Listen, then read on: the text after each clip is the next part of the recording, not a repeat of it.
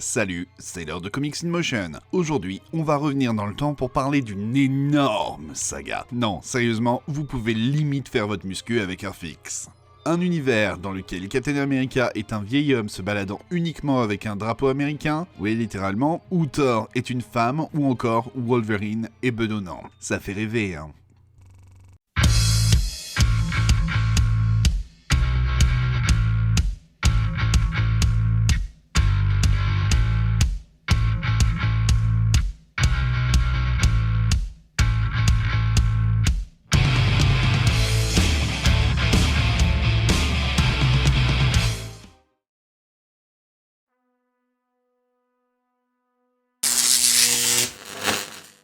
L'un des scénaristes derrière cette saga d'envergure, c'est Jim Krueger. À son actif, il a donc les suites de Earthfix, à savoir Universe X et Paradise X, et il est aussi connu pour avoir fait chez DC le très bon Justice, le Project Superpowers chez Dynamite, ou encore un épisode marquant de la saison 8 de Buffy contre les vampires. Côté scénario toujours, il y a le légendaire Alex Ross. Alors oui, on le connaît plus pour ses sublimes peintures, mais dans Earthx, Universe X et Paradise X, il est aussi à l'écriture afin de définir avec Krueger les intrigues, mais aussi pour faire tous les designs des personnages. Évidemment, c'est aussi lui qui signe les couvertures des différents numéros. Alex Ross, on le connaît pour la plupart des titres faits avec Krueger, comme Justice ou Project Superpowers, mais on peut aussi parler de Marvels, d'Astro City, de Kingdom Come, ou encore du design non retenu du Spider-Man de Sam Raimi. Mais pour les planches, c'est en fait John Paul Leon qui est à la table à dessin. Et oui, bien souvent on a tendance à dire que c'est Ross, mais non, il est au scénario et au design. Bref, revenons à John Paul Leon. Lui, il est connu pour son travail sur la série DMZ, sur The Static, Die Hard Year One, oui un préquel à Piège de Cristal, ou encore Sheriff of Babylon. Voilà l'univers Marvel dans le futur. La plupart des héros sont morts ou ont pris leur retraite. Un mystérieux fléau a doté tous les terriens de pouvoirs mutants, le tout sous l'œil impassible de Uatu le gardien quasi aveugle, et d'un nouveau venu, X-51, alias Machine Man, son futur remplaçant, qui observe les bouleversements qui ébranlent cette nouvelle société décadente.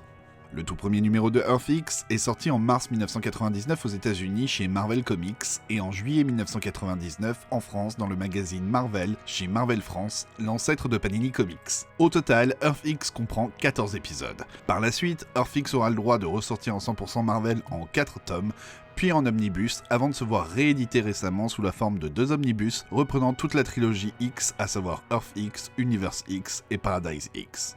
Dans le monde des comics, vous avez 2 options pour l'origine de votre projet. Soit l'un des artistes arrive avec son idée et la soumet à un éditeur, ou alors l'éditeur a un projet comme l'envie d'aller dans une direction ou de signer tel et tel artiste sur telle série. Dans le cas de Earthfix, ce n'est aucune de ces solutions.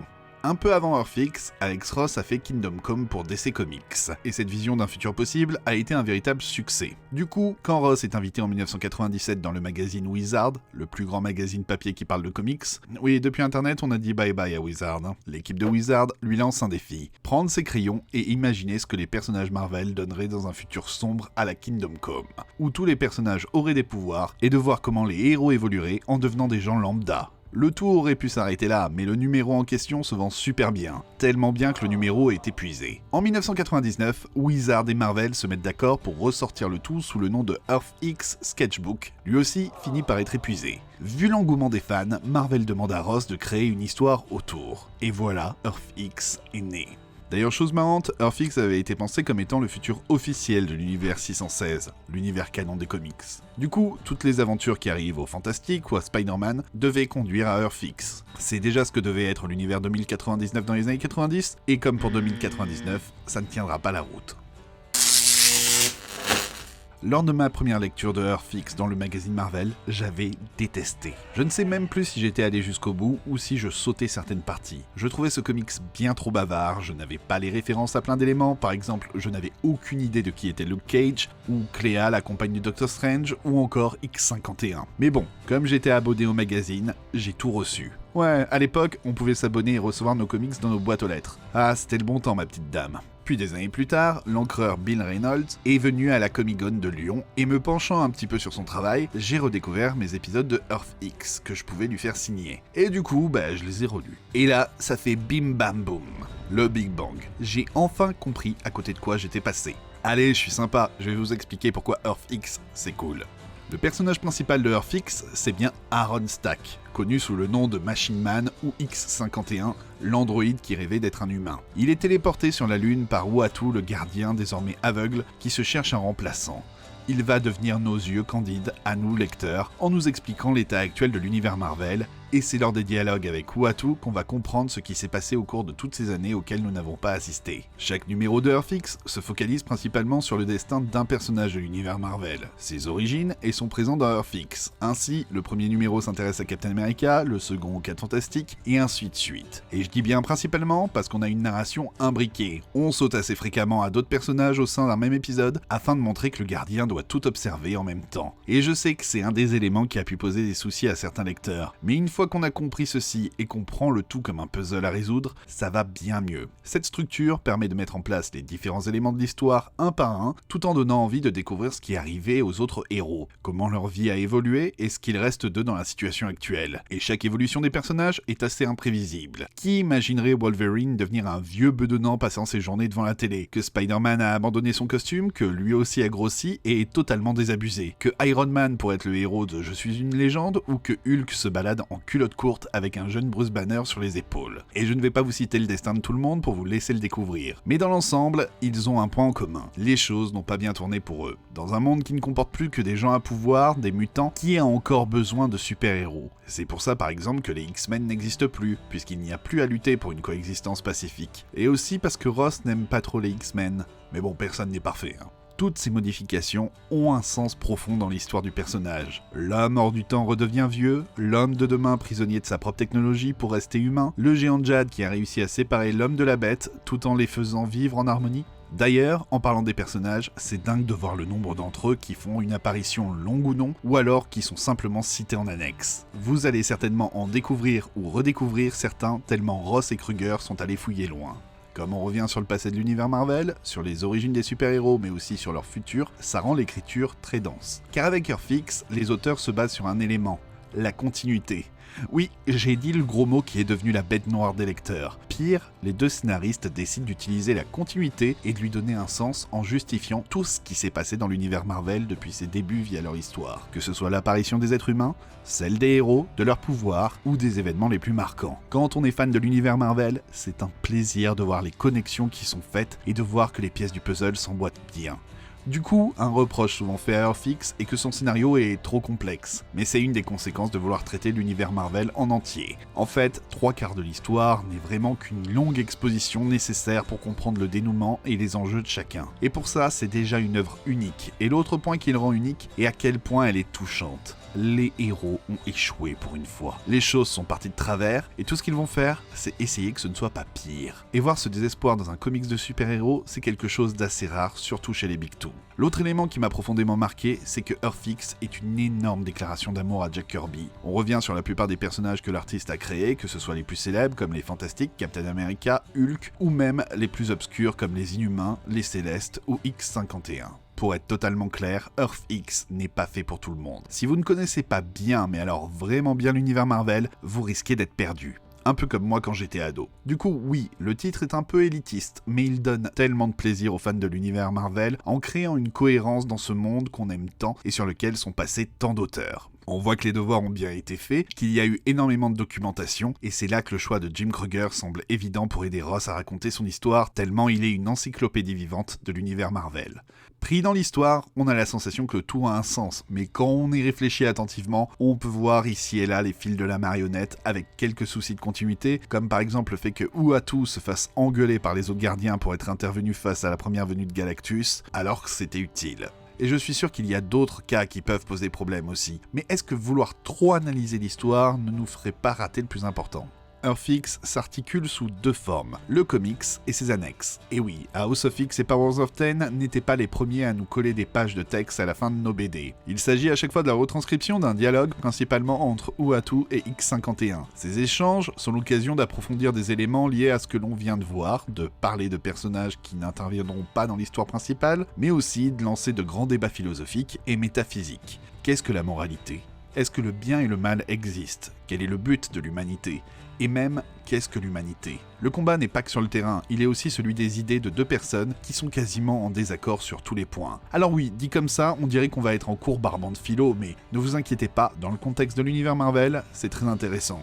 Et chose assez importante pour tout le reste de la saga, on apprend plus tard que certains personnages qui donnent des informations mentent, donnant un intérêt à relire certains passages pour voir à partir de quand on passe de la vérité au mensonge et comment on tente de manipuler les héros. À l'époque, je crois que j'avais fini par sauter la plupart du temps cette partie de l'histoire et c'était une grave erreur. C'est vrai que c'est verbeux, qu'on a du mal à voir où on veut en venir, mais le débat est bien mené et au final, ça en vaut vraiment la peine. C'est aussi là qu'on peut choper pas mal d'indices permettant de résoudre le mystère.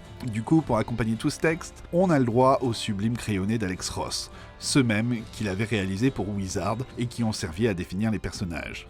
Mais du coup, j'ai dit que Earth X, c'était pas vraiment fait pour les débutants. Mais c'est fait pour qui alors? J'aurais tendance à dire pour les gens qui aiment l'univers Marvel, qui ont une assez bonne connaissance globale de son histoire et des acteurs qui l'occupent. Ça s'adresse aussi aux gens qui ont pu apprécier le travail de Ross en tant qu'architecte, comme il a pu le faire dans Kingdom Come. Ceux qui aiment les dystopies, qui ont envie d'avoir une réflexion profonde sur l'être humain, sur le symbole du héros. En fait, un peu n'importe qui. Le plus important, c'est juste d'avoir les connaissances de l'univers, ou d'être prêt à faire des recherches, et de savoir qu'on se lance dans quelque chose d'un peu lourd dans la forme, mais qui mérite le voyage une fois qu'on arrive au bout. Comme je suis sûr d'avoir vite la réflexion dans les commentaires si je n'en parle pas, on va revenir vite fait sur le rapport Earth X Kingdom Come. Très souvent, les gens disent que Earth X c'est la version Marvel de Kingdom Come. Et pour ma part, je suis pas vraiment d'accord avec ça.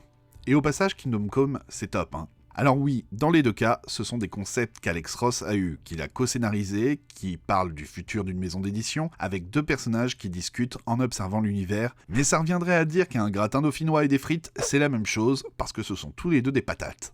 Sans patates! Kingdom Come parle du futur où des héros ont pris leur retraite et une nouvelle génération a pris leur place, tandis que Earth X nous replonge dans l'âge d'or de son univers tout en nous proposant un futur apocalyptique où les héros ont échoué et où tout le monde a désormais des pouvoirs. Là où dans Kingdom Come, l'intrigue est plutôt linéaire et dirigée par les émotions, celle de Earth X préfère l'aspect historique et le mystère à résoudre. Là où Kingdom Come pousse à l'union de tous pour sauver le monde, Earth X sépare ses héros en groupes qui vont affronter différentes menaces. Là où Kingdom Come est court, Earth X est long. Là où Kingdom Come a su avoir un fort impact sur les lecteurs, Earth X n'a pas eu le droit au même traitement, certainement à cause de son aspect plus long et son besoin de connaissance de l'univers Marvel certainement. Les titres n'ont pas grand chose à voir en fait. Et si au final, à toujours vouloir comparer Earth X à Kingdom Come, on se trompait de référence. On parle d'un monde sombre, où la société est brisée, où les héros n'osent plus vraiment être des héros, et où un événement apocalyptique est sur le point d'avoir lieu, tout en nous montrant le point de vue de nombreux protagonistes et comment ils luttent avec tout ça. Et en plus, on a un mystère à résoudre.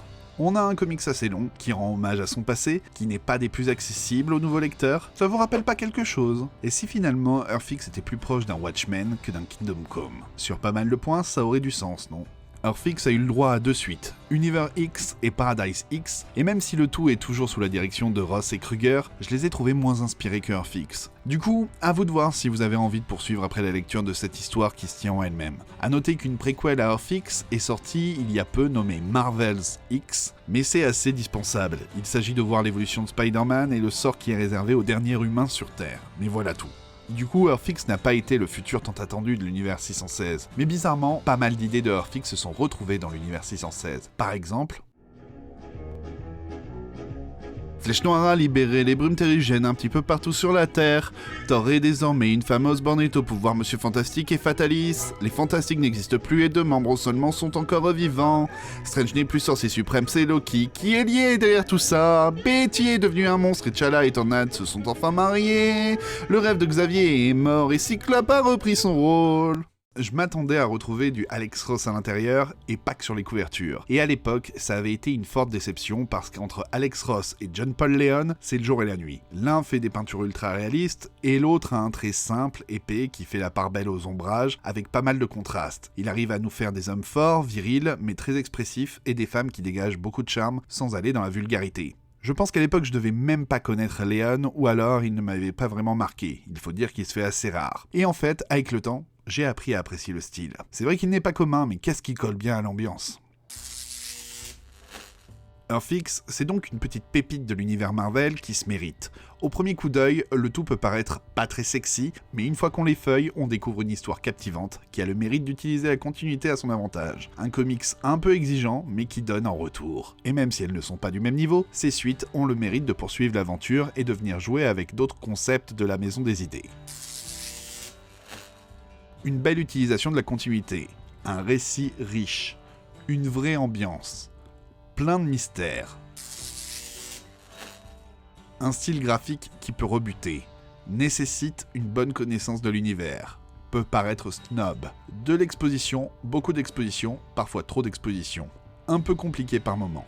Voilà ce qu'était Earthfix, l'un des futurs possibles de l'univers Marvel. Si j'ai réussi à t'intéresser à cet univers, je te conseille de feuilleter l'omnibus chez ton libraire et pourquoi pas de l'acheter. Si tu n'es pas déjà abonné à la chaîne, je t'invite à le faire et même à cliquer sur la cloche que tu peux voir à côté du bouton abonnement pour être prévenu dès qu'une nouvelle vidéo est disponible. Tu partages cette vidéo sur tes réseaux sociaux et on se rejoint sur Twitter, Facebook et Instagram. En allant sur Tipeee et Utip, tu peux m'aider à améliorer le matériel de la chaîne via un petit don et c'est toujours très agréable. Merci d'avoir regardé cette vidéo et d'ici la prochaine, lis de bons comics et see ya!